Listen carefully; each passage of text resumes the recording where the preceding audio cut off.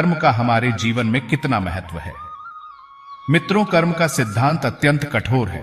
जहां अच्छे कर्म व्यक्ति के जीवन को प्रगति की दिशा में ले जाते हैं, वहीं बुरे कर्म उसे पतन की ओर ले जाते हैं।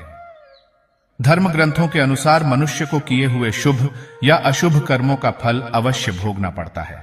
इसलिए भगवान श्री कृष्ण ने गीता में कर्म को प्रधानता देते हुए यहां तक स्पष्ट किया है कि व्यक्ति की यात्रा जहां से छूटती है, अगले जन्म में वह वहीं से प्रारंभ होती है। कर्म के इसी सिद्धांत को सरलता से समझने के लिए आइए जानते हैं कर्मों के प्रकार और कर्म फलों के बारे में। गीता के अनुसार कर्म 3 तरह के होते हैं: क्रियमाण कर्म, संचित कर्म और प्रारब्ध कर्म। अभी वर्तमान में जो कर्म किए जाते हैं वे सभी क्रियमाण कर्म ही कहलाते हैं। गीता अध्याय 4 श्लोक 18।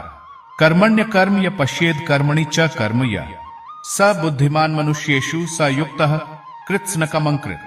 अर्थात जो मनुष्य कर्म में अकर्म और अकर्म में कर्म को देखता है, वह सभी मनुष्यों में सबसे बुद्धिमान है और सभी प्रकार के कर्मों में लिप्त होते हुए भी दिव्य अवस्था में रहता है। गीता अध्याय 6 श्लोक 27। प्रकृते क्रियमाणानि गुणैः कर्माणि सर्वशः अहंकार विमूढ़ात्मा कर्ताहमिति मन्यते। अर्थात संपूर्ण कर्म सब प्रकार से प्रकृति के गुणों द्वारा ही किए जाते हैं, परंतु अहंकार से मोहित अंतःकरण वाला अज्ञानी मनुष्य मैं करता हूं ऐसा मानता है। गीता अध्याय 13 श्लोक 29।